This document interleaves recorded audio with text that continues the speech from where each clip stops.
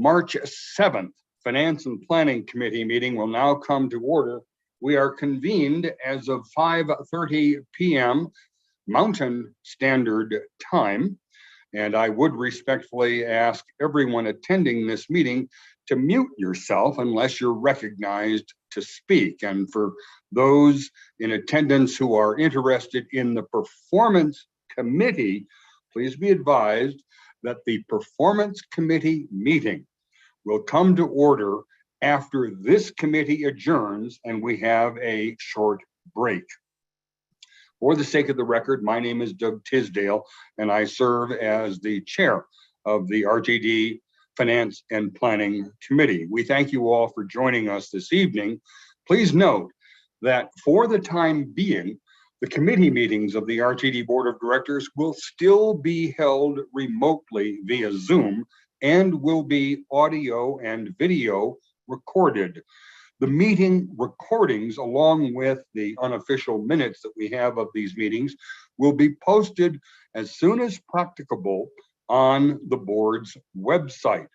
Please visit rtd-denver.com for all of these materials. In addition to that, a live stream of this meeting is available via RTD's YouTube channel, so you can go there as well. Directors and members of staff, for the sake of the record, if you would like to be acknowledged during tonight's proceedings, I would ask you please to raise your virtual hand and wait for me to call on you before proceeding to speak. For those directors and staff who are participating by phone, you can also raise your virtual hands to indicate that you'd like to speak, and you do that by pressing *9. And to toggle your mute setting on the phone, you press *6. So if I may, I'd like now to proceed with the roll call for the committee members. Director Peggy Catlin. Here. Director Bobby Deschel. Here. Director and Chair Lynn Geisinger. Here. Director Michael Guzman. Present. Director Ian Harwick. Here. There we go. And Committee Vice Chair Eric Davidson. Here. Thank you, sir. And the Chair, Doug Tisdale, is present. For the record, I will note that I also see that we have Directors Sloan, Whitmore, and Williams who are present. Are there any other directors that I have not acknowledged who are present? All right, then I think we have acknowledged everyone. We turn now to our next agenda item, public comment. And so now I would like to open public comment to anyone who would like to address the committee regarding any topic that is listed in the published meeting agenda for this current month's meeting or for the immediately preceding month. If you wish to speak and you haven't already done this, please either raise your virtual hand or press *9 on your phone.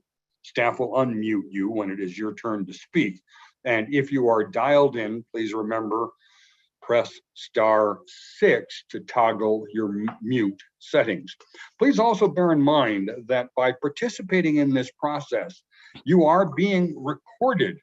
And if you do not wish to be recorded, then your comments will need to be submitted to us in writing. And finally, if any speaker has documentation or reference materials for the committee, or if any member of the public would like to submit written comments, please email those materials to the board office at this following special email address. It's rtd.boardoffice, one word, at rtd-denver.com. During public comment, the committee will not offer any comments or responses. Directors or staff may contact speakers following their comments if they raise matters that lend themselves to any kind of follow-up. And speakers should begin their remarks by stating their names, and each speaker will have up to 3 minutes to speak. And so now I turn to the board office staff to inquire whether anyone has indicated a desire to speak during this public comment period. Ms. Parrish. Chair Tisdale, I do not see any hands raised, and there were no emails received.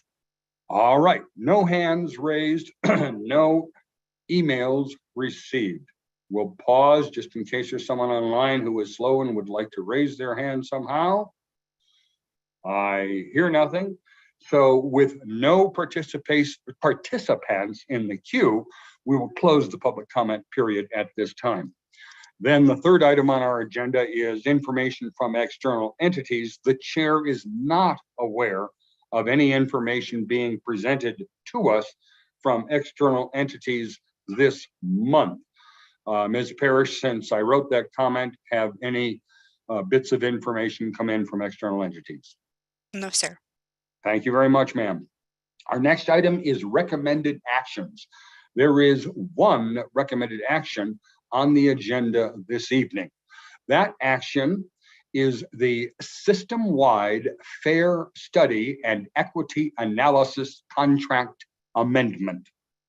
And the action is for the board of directors to authorize the general manager and CEO or her designee to execute a third amendment to the contract with 4Nines Technologies to facilitate the completion and implementation of the system-wide fair study and equity analysis in the amount of $435,000, increasing the total amount not to exceed from $1,603,540 to $2,038,540.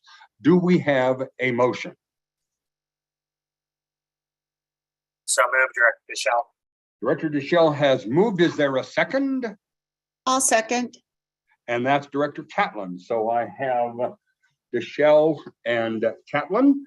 And at this time, I would like to ask Bill Soroy, who's our Senior Manager of Transit-Oriented Communities, and Chris Quinn, who's our Planning Project Manager, and Carl Green Jr., the Director of our Civil Rights Program, to present this item. Gentlemen, the floor is yours. Thank you, Chair Tisdale. And again, this is Bill Soroy, Senior Manager of Transit-Oriented Communities. So I'll be doing the brief presentation this today, and then I'll have Chris and Carl, who will all be available for any questions after my brief presentation. So, we're coming to you on the heels of our, conversation last month on the fair study and equity analysis, and I want to thank board members who did submit comments by the March 1st deadline. We appreciate that, and we're looking at those, and we'll respond to those, shortly, likely within the next kind of the board cycle for April. And what we have received very positive feedbacks from board members and stakeholders on kind of our recommended, approach forward. So we're excited about that.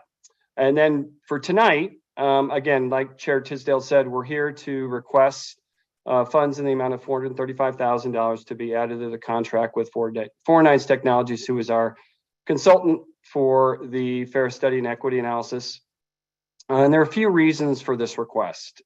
First of all, we do have a schedule that's kind of, we pushed out some for a variety of reasons, not the least of which is to make sure that we have adequate time to engage with the board, to make sure that we can fully have a conversation and dialogue with you all, as well as get some of the new board members kind of acclimated to the study. So that is one reason. The other piece is looking at kind of our outreach process and making sure that we have a robust outreach process for this last round of outreach that we'll be conducting for the fair study. So again, with that, I mean, these monies really for this piece are really going to complete the scope as we've defined it. And then the second area is the area where we're enhancing the scope. In other words, we're going beyond what's kind of identified, but consistent with what's in it, meaning that we're looking to expand the outreach in particular, as outlined in the contract with the consultant. The real focus of this next outreach, as originally defined, was really the public hearing process, which is, many of those of you who've been familiar with public hearings are very, kind of matter of fact in terms of, presenting information and getting comment back. But we do with the standard that we've established with this process, we really want to continue on, with a more expansive outreach process and do things with the online information, social media, particularly with the community-based organization outreach that we have been utilizing throughout this process, and we really think is a real value to kind of this effort. So that is another piece of this. And kind of the last piece of that enhancing scope is really focused on looking to actually the ability with the consultants to expand our response to questions or ideas that we may get through this process, just to make sure that we have, looked into them to make sure that they're something worth considering or not. That would be a process that we would do kind of associated with the comment period that we get. And then lastly, the other reason for this request is for scope that's kind of not currently identified in the contract, what's outside the current contract, which is scope post a board consideration of this recommendation, which would be kind of in that implementation phase where we have several months where we're building up to the actual implementation of a fair study change, where staff in particular would have support from the consultants to work on things like how we define and the steps to defining like the LIV expansion as an example, or other programs that we are considering and with this fair structure changes. So in the end, those are kind of the reasons, and the budgets where this is coming from. There's two particular budgets. One is the existing fair study budget. In 2021, we did get approval kind of for an overall budget for the fair study and equity analysis. We've contracted out a majority of that, but there's about $221,000 left in that originally appropriated fund for the fair study. The second piece or source of funds for this effort would come from the unrestricted fund, which is in the amount of a little over $213,000. So that ends kind of my presentation, which really just is really summarizing what's in the board report. And so with that, I'll open it up for any questions that the board may have for us to answer. Thank you very much, Mr. Saroy. I appreciate that. And I would point out also that there was an excellent board report that set forth all these materials for the board's consideration that was circulated last week. And I know that many questions were answered there, but of course, there are always some that are still outstanding. So I will now recognize Director Deschel. Thank you, Director Tisdale. And the flavor of my question, just for clarity, is really for purposes of making sure the record is well papered as a board to make sure we're asking those questions. I think the first is, this may be a question for council, which is, at what point does adding scope lead to or warrant issuing a new RFP? And at what point is adding scope to the services that are being provided? Is that sort of okay? Is there a clear line for that we should be keeping in mind as directors? Madam General Counsel, if you may respond, please. Yes, thank you, Mr. Chair. Director Deschel, unfortunately, there's not a clear answer, but what I can tell you is this one is such a minor amendment that we're not approaching that line. Great, that works for me. The other question is, how much money is left in the unrestricted fund balance after this will be approved? Assuming this is approved, how much money would be left in the unrestricted fund balance, and are there, that? All right, Mr. Saroy, can you respond to that, or do you want to call upon someone else? I would defer to CFO McLeod to respond to that question. Our Chief Financial Officer may respond. Thank you, Mr. Chair, and thank you, Bill. And great question. This will have a very small impact on our unrestricted fund balance. There's approximately 200 million in unrestricted funds on the base system alone, which is where this funding would come from. Great, thank you. Anything further, Director Deschel? Set. Thank you. All right, thank you. Any other directors, members of the committee, or otherwise who have questions for Mr. Saroy or Mr. Quinn or Mr. Green at this time? Director Guzman, you are recognized, sir. I looked back at the contracts in the previous amendment, and I just have one quick question. Part part of the cost for the second or for the first amendment to this contract was that they needed help with translation. Let me rephrase that. They needed to create translation for Mandarin in Chinese, which seems like it was part of the original contract, that scope of work was supposed to include harbor languages and other languages that this work was done in. So if we amend this part of it to continue with this scope of work, will that be included in this amendment? Or are we going to be asked to come up with additional funds for that type of work? Are there any other foreseeable costs that could be associated with this amendment that we are not thinking about currently? Thank you. Thank you. That's an excellent question, and I think Mr. Soroy can probably respond to it. I take it the question is based upon the fact that there might be other items that are triggered by virtue of this amendment that, for example, might include additional translation costs, as we observed in the prior amendment. Do you reasonably anticipate anything such as that, Mr. Soroy? First of all, thank you, Chair Tisdale. To respond to, in terms of the earlier amendment, just to clarify, so some of the early works that we did, I think, and Carl Green probably can also add to this, that we were doing full translation of a fairly long survey that was in multiple languages. That was a big piece of that.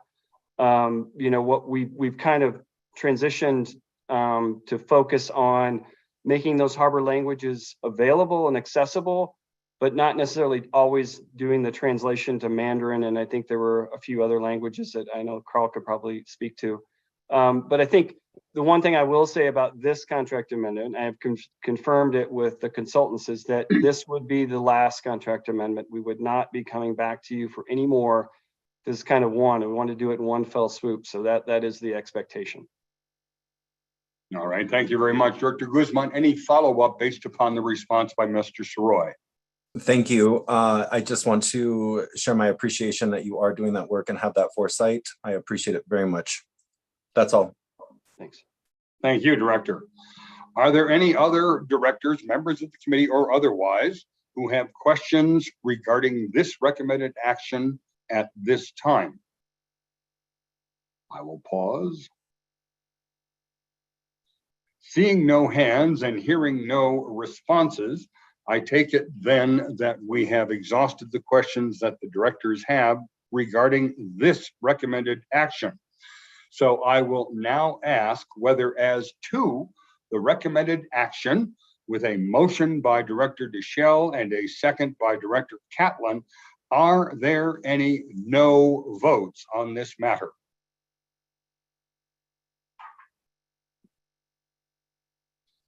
Once again, I have paused to allow anyone to speak up. I heard no one speaking up. I see no hands raised. Let me ask staff if you see any hands raised, because I may be missing something. Okay, then with 7 votes in favor and no negative votes and no abstention, that motion passes unanimously, and it will be referred to the consent agenda of the regular board meeting. Our next item on the agenda is discussion items.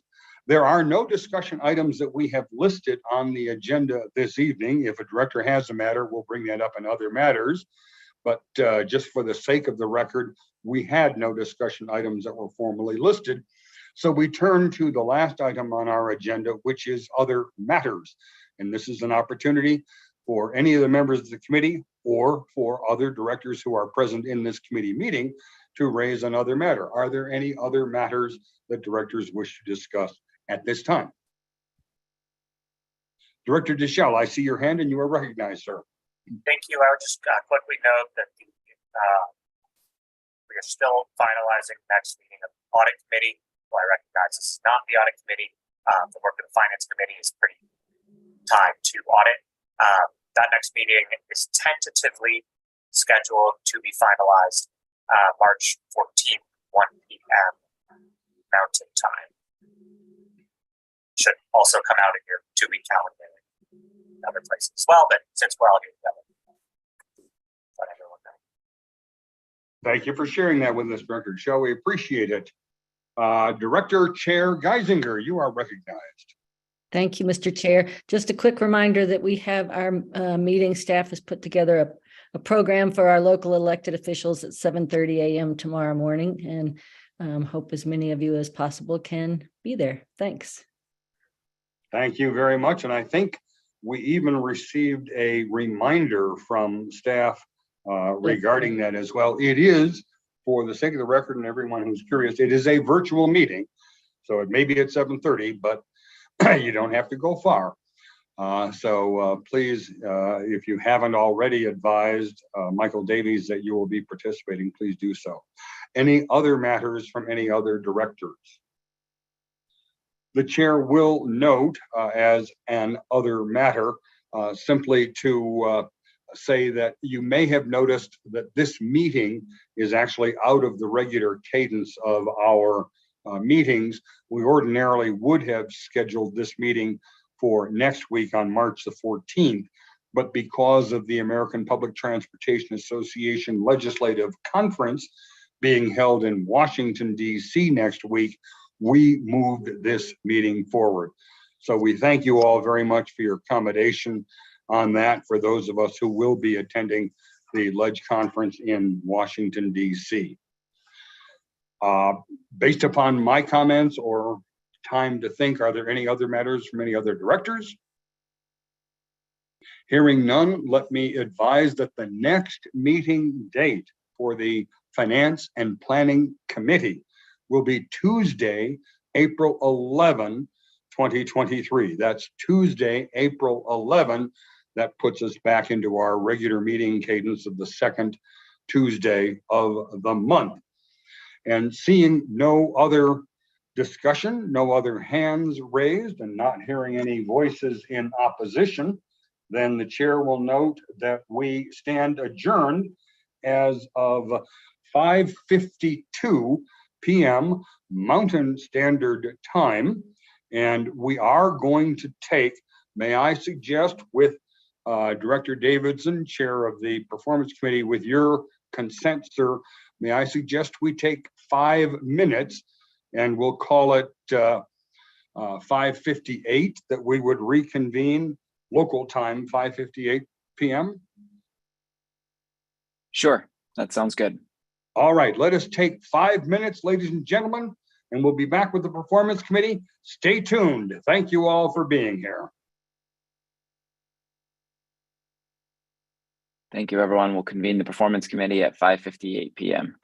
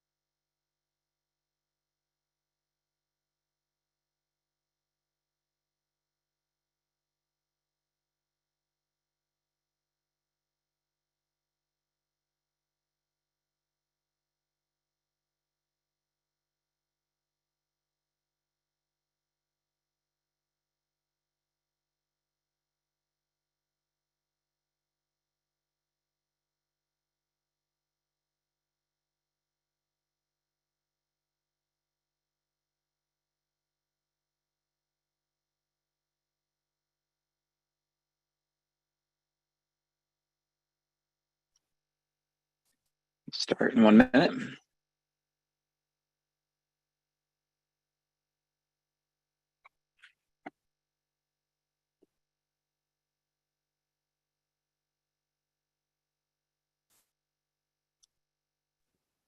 Eric, you are unmuted.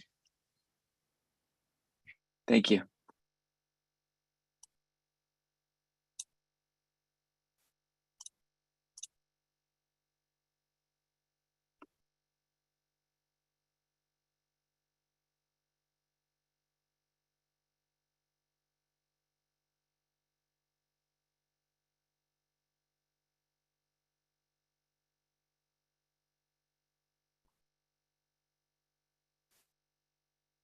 All right, it is 5:58 p.m., so I will now call to order. It is now 5:58 p.m., so I will call to order the Wednesday, March 7th Performance Committee. I would respectfully ask everyone who is attending this meeting to please mute yourself unless you are recognized to speak. I'd like to take a moment to just request that my fellow directors or any members of staff to please interrupt me if my connectivity problems while on travel are preventing me from being well heard, and at which point I'd be happy to hand off the chairing of this committee to Vice Chair Sloan. Thank you for joining us this evening. Please note that the committee meetings of the RTD Board of Directors will be held remotely via Zoom and will be audio and video recorded. The meeting recordings, along with the unofficial minutes of the meetings, will be posted as soon as practicable on the board's website. Visit rtd-denver.com, and a live stream of this meeting is also available on RTD's YouTube page. Directors and members of staff, for the sake of the record, if you would like to be acknowledged during tonight's proceedings, I would ask that you please raise your virtual hand and wait for me to call on you before proceeding to speak. Directors and staff participating by phone can also raise their virtual hands to indicate that they would like to speak by pressing *9. To toggle your mute settings on your phone, you can press *6. I will now call for the roll of the committee members. Director Busick. Director Catlin. Here. Director Deschel. Here. Board Chair Geisinger. Here. Director Guzman. Present. And Committee Vice Chair Sloan. Here. And Director Eric Davidson is here. That has 6 committee members present, 1 absent, the absent being Director Busick. For the sake of the record, I would also like to note that we are joined by Director Tisdale and Director Williams this evening.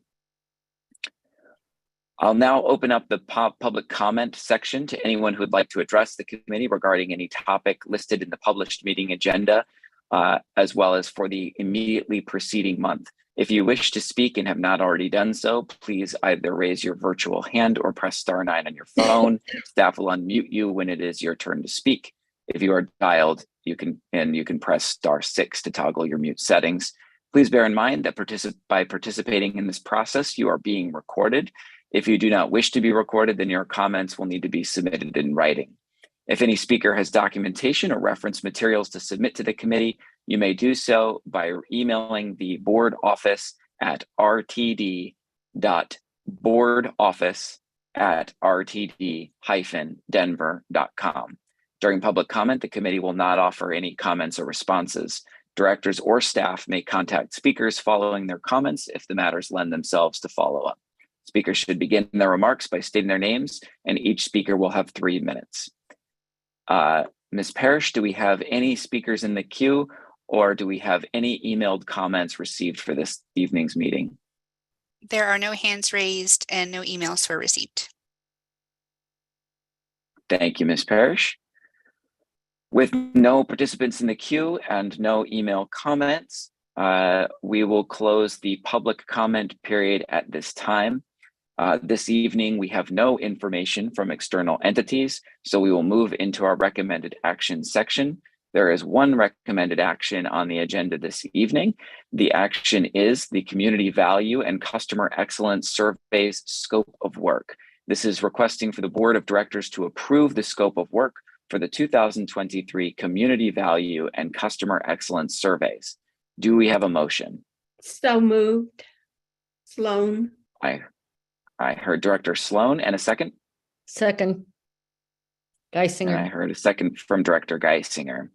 I would now like to ask Ms. Leah Riley, our Chief Administrative Officer, to present this item.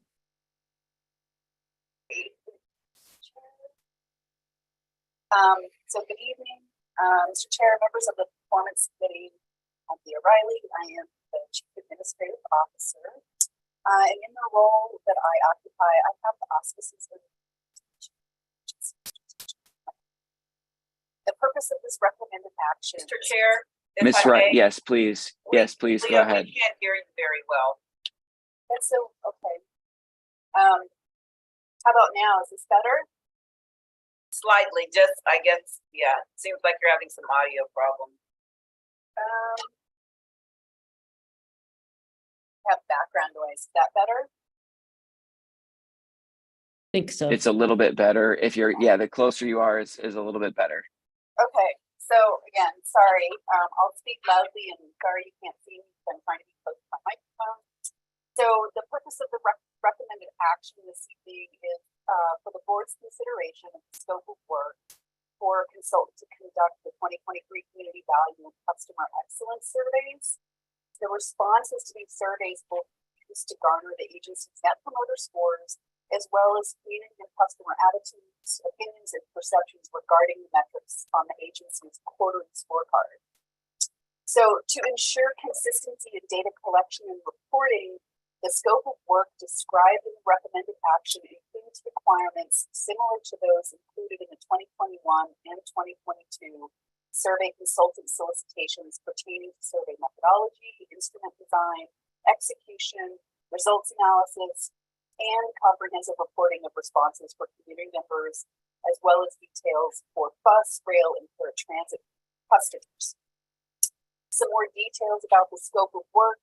The consultant will work with RTE to develop a survey method based on the current route line configuration and ridership, developing a sampling procedure that ensures the collection of a representative and statistically valid sample of customers, and these will be done via intercepts at transit stops and aboard buses and trains. The consultant will also survey a pool of current paratransit customers who have used services in the past 6 months, and the consultant will deliver a comprehensive report for all modes that clearly communicates findings and observations.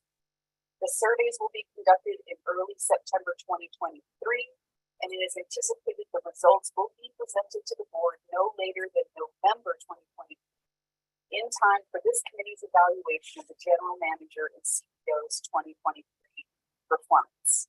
And lastly, it is anticipated the contract award for the survey consultant come to the board for approval no later than June 2023. Thank you.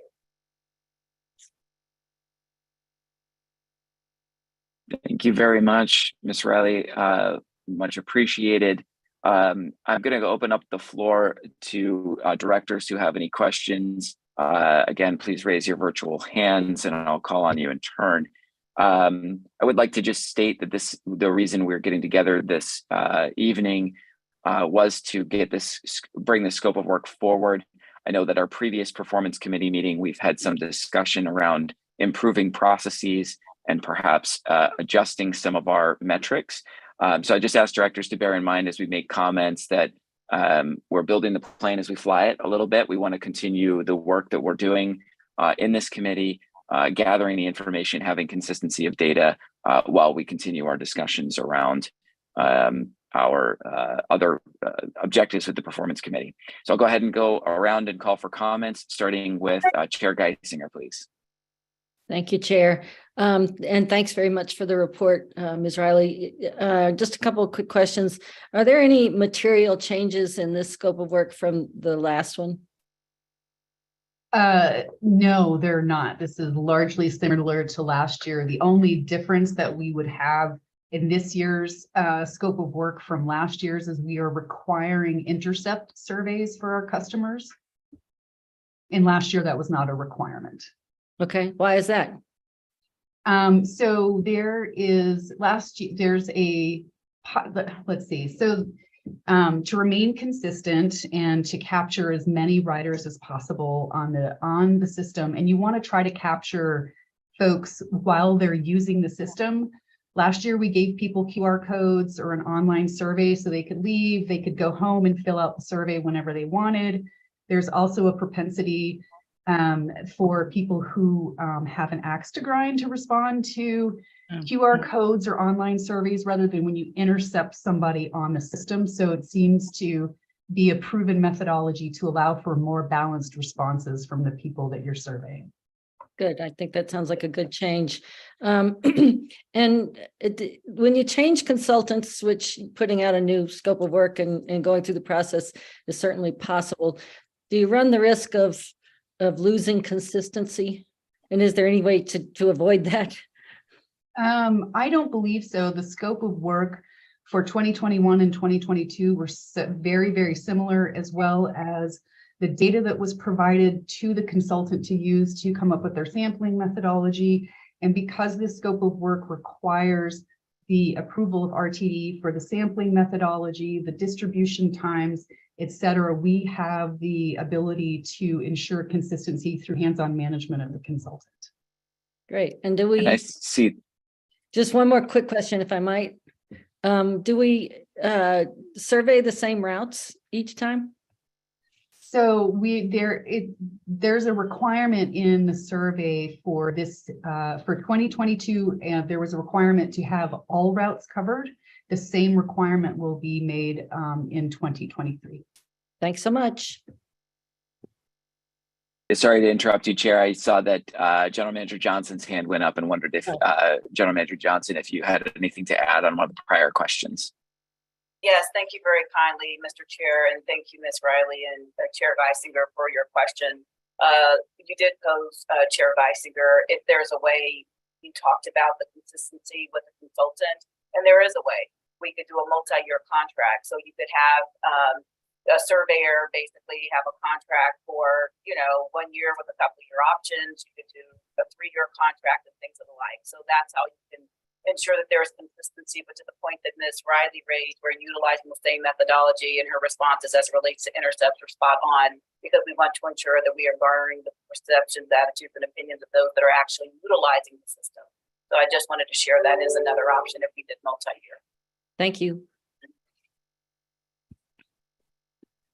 Thank you, Ms. Johnson. Chair Geisinger, does that address all your questions? Great. Director Catlin, please. Thank you. And actually, Chair Geisinger posed some of the questions that I had, so thank you.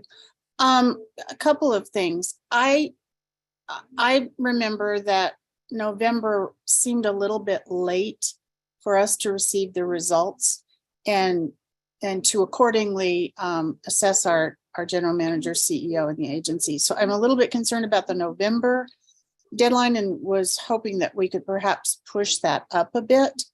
And secondly, Ms. Riley, you said that you wanted to do all routes, but I remember in looking at the survey last year that not all routes were covered. And in fact, of course, I'm parochial and I'm looking at the routes in my region, and those were not surveyed. So those are my two comments, but I think the most important comment I made was regarding the schedule. Thank you.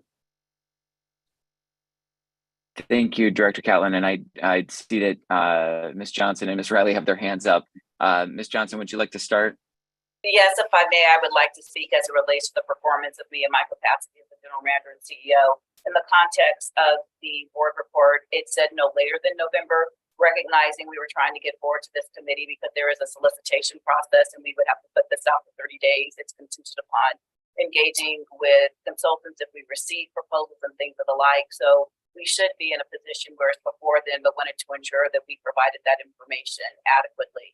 And as it relates to the routes and things of the like, we want to ensure that we're garnering the opinions, perceptions, and attitudes of those that are traveling on our heaviest routes and lines collectively. And so there's a determination done by using route data that we get from our service planning staff that's provided to a consultant.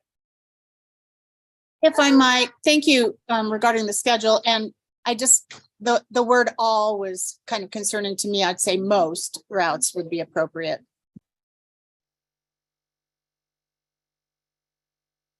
Thank you, Director Catlin. Thank you, Ms. Johnson. Ms. Riley, please. Yeah, thanks. I just want to clarify for Director Catlin, in 2021, the survey covered our most heavily traversed routes. In 2022, we did get the entire service area covered through the survey. So we will ensure that that happens again in 2023. So perhaps you were remembering the 2021 report. So, but regardless, we will require the consultant to cover the entire system, not just the most heavily traveled routes in the 2023 survey. Thank you, Ms. Riley. Director Catlin, any further questions? Okay, great. Director Guzman, please.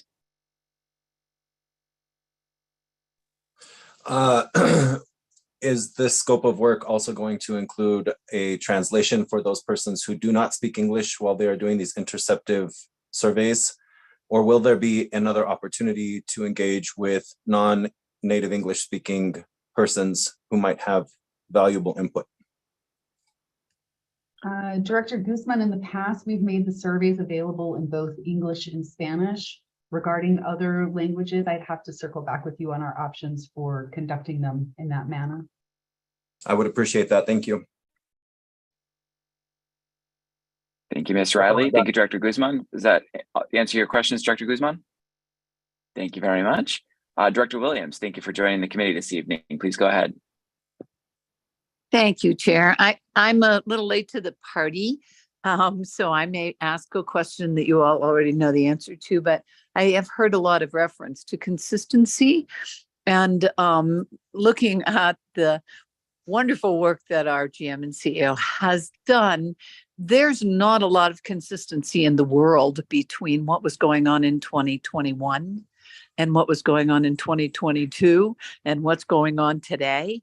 And I just want to make sure that there is allowance for the fact that we were affected by a global pandemic when we assess those figures. And if that's already going on, my apologies. I just felt that that ought to be mentioned.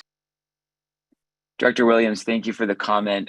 One of the things that we did discuss at the last meeting was revising some of the metrics that we use to, measure agency performance and measure general manager performance. And I think well noted about the ever shifting world that we're in here. As it relates to consistency of data and how to look at that, Ms. Riley or Ms. Johnson, if you have anything you'd like to follow up on, I'm happy to open the floor to you there. Otherwise, yeah, Director Williams duly noted in the evaluation of that data. Great, thank you. Director Deschel, please. Great, thank you. I just wanted to raise two things for folks to keep in mind on timing of the survey. One is that last year and this year, the survey will probably undoubtedly be impacted by Zero Fare for Better Air. So I don't think running it any earlier would make sense because an August data set may not be representative of sort of the entire year. And also put a pin in that for us, recognizing that I believe those grant dollars are over this year. And so as we look prospectively next year, thinking about what that data, the way in which that fare-free month, the fact that we may be implementing new fare structures, sort of what that all means, sort of generally. And I think just also wanted to lend support to Director Guzman's inquiries. And to the extent we can at least get safe harbor languages, and I know I say at least, and also know I think there's 10 plus, 20, closer to 20 safe harbor languages, but that is not a small lift or a small ask, but I think it is important as they're all members of the community that we serve. Thank you, Director Deschel, for the comments. I see that Ms. Johnson, you have your hand raised. Please go ahead. Yes, thank you so much. And thank you, Director Deschel, for your comments. I just wanted to provide some context as we look at September, recognizing that there is seasonal trend in reference to transit usage. And customarily, in my experience, as well as the past consultants that we utilize, we focus on September because that's usually the commencement of an academic year. People are back from vacation and you have a plethora of individuals who can engage. And so to the second point raised, very committed to ensuring that we hear voices from a myriad of different demographics, recognizing that we talked about methodology utilizing intercepts. We can look more closely at that because when we think about the methodology, hypothetically speaking, it could be every fourth person that boards a vehicle. So if we were intentionally trying to ensure that we're doing something differently relative to safe harbor languages, of which there are 21, that could skew the methodology. And also to the point that you raised, if there's only 10, that may not be statistically valid. But I provide all that context to say that we are committed to diversity, equity, inclusion, and belonging. And we'll do that intentionally, but with the intercepts that might not be plausible, but with the community-based survey, that could be something because it's done in a different realm. So I just wanted to ensure that everybody understood that. So thank you very much for the opportunity to speak. Thank you for the comments on that, Ms. Johnson, and for the comments, Dr. Deschel and Dr. Guzman on that. Dr. Deschel, does that answer your questions? Yes, thank you. And I was, for clarity, referring to the rate of surveys, recognizing that I don't know anyone who's fluent in 21 languages and know very few people fluent in more than 2. And to the extent that we're able to, and I know there's lots of rules on RFPs, if we can indicate a preference for bilingual English Spanish, recognizing I believe it's the largest language for intercepts, that would be great to. Thank you, Director Deschel. Are there any other comments or questions on this recommended action? Okay, so we'll go ahead and move for the vote then. We have Director Sloan as the first, Dr. Geisinger as the second.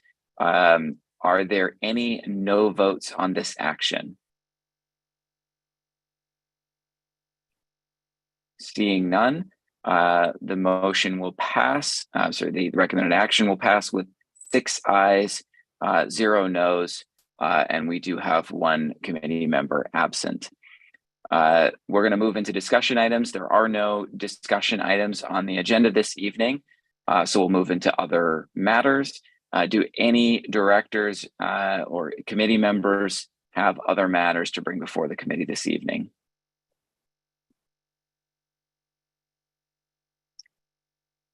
Seeing none, the next meeting of the Performance Committee will be Wednesday, April 9th, 2023. Please look for those materials.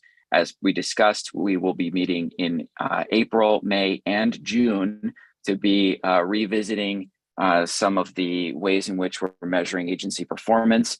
And with that being no other discussion, this meeting will be adjourned at 6:20 p.m. Mountain Standard Time. Thank you very much. Thank you. Thank you all. Good night. Good night. Good night.